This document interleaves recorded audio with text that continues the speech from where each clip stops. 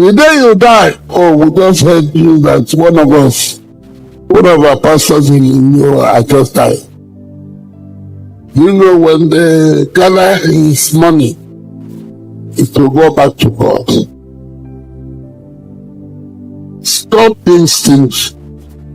You cannot beat God in wisdom, or beat him in creativity, or beat him in imagination. When you say, I don't have money, God knows how much you have.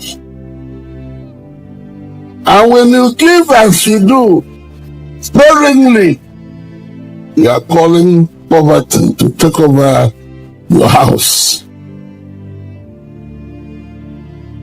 My uncle asked me, since you were born, have you ever seen a pastor drive a car?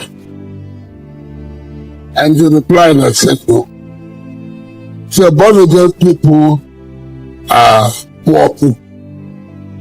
Is that true? No. My uncle told me this many years ago, I told him I would build a church for our church. You know how I built the house? A brother from Delta area came to me. This prophetic word is for those who have for a long time been in a season of hiding. Now, the way God announces people is that when he finds a man, for a long time he will not expose you. He will be kept, trained, built, qualified, but prohibited from manifesting. I hope you know we are God's army. And the military, for those of you who understand, there is usually a school of infantry. Am I right on that? Now, these are the ones who recruit the young people and train them until they are fit. And then there are all kinds of courses that keep upgrading you, local and international. Are we together? Until you finally emerge as a general. Then you retire. That's how it is in the spirit. Now, let me tell you this, and I'm only saying it because God has placed it in my heart. I started seeing this from the end of last year. There is a formation of a cloud that is ready to take many fathers of faith. Many fathers of faith. Their time is wrapping up. Some of them know, they've seen it in their dreams. God will honor them by not taking them unawares. He will give them that honor so that they know that the cloud has come to pick them. You know what that means? The moment some go, there is a vacancy. So there will always be a shift in the spirit. In my family, I hope we take heed to this prophetic warning. All right. So actually celebrate his life, and let's please focus on the positive. Like, share, comment, and subscribe. God bless you.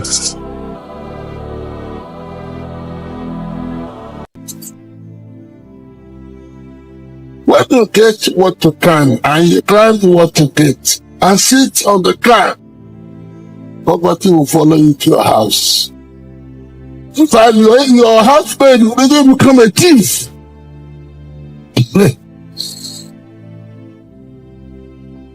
I had a great visitor today. If I said to them, every time I take my wife money, she will save the money, I will not give me back my money. I asked him, when you give offering, how do you normally give? He said, let's not go into that area. That's when you sit. To deny God money is to rob yourself the blessings of money. Okay, I don't like money. What is what? What are you? If Paul Cairo to come and collect the offering, which is 2 million, where are you doing? Are you pitying the money or are you pitying yourself? Come, bring out this 2 million. Look what?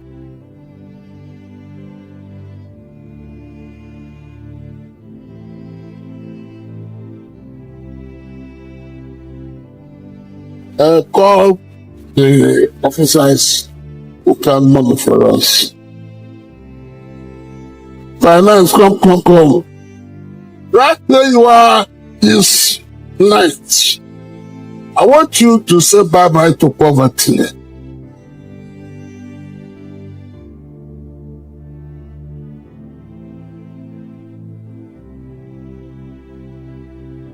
You are still alive, you know. Where have you been hiding? Your friend is looking for you.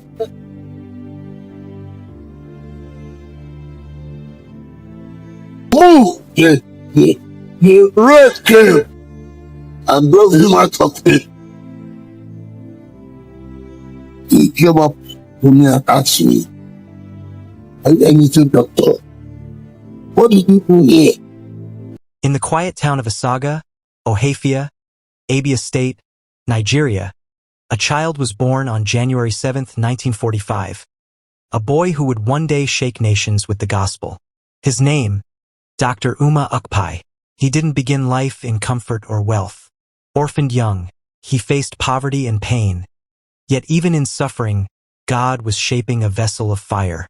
Uma's early years were filled with struggle, but his hunger for God became his greatest strength. In his youth, he gave his life to Christ after a divine encounter that marked the beginning of an unstoppable journey.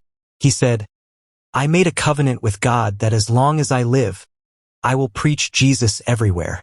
In the 1970s, the Ukpai Evangelistic Association was born, a ministry that would soon set cities ablaze with the message of hope, healing, and deliverance. Through massive crusades across Nigeria and beyond, multitudes witnessed miracles, blind eyes opened, barren wombs restored, and hearts turned back to God. He became known as one of the fathers of faith in Africa, standing shoulder to shoulder with great evangelists like Reinhard Bonk. His meetings in Uyo, Lagos, Abuja, and Accra drew crowds in the hundreds of thousands. But he never sought fame, his mission was souls. Dr. Ukpai's voice carried the power of conviction. He declared, "Faith is not believing that God can, but knowing that He will." He taught believers to walk in victory, to live by faith, and to believe in the miraculous power of Jesus. Beyond the pulpit, he established schools, foundations, and a polytechnic, providing education and empowerment for the poor. Through the Ukpai Foundation, he fed the hungry and built hope for the hopeless. Even in deep personal trials, losing children and enduring pain, he never turned from God. Instead, he preached stronger, prayed deeper, and loved harder.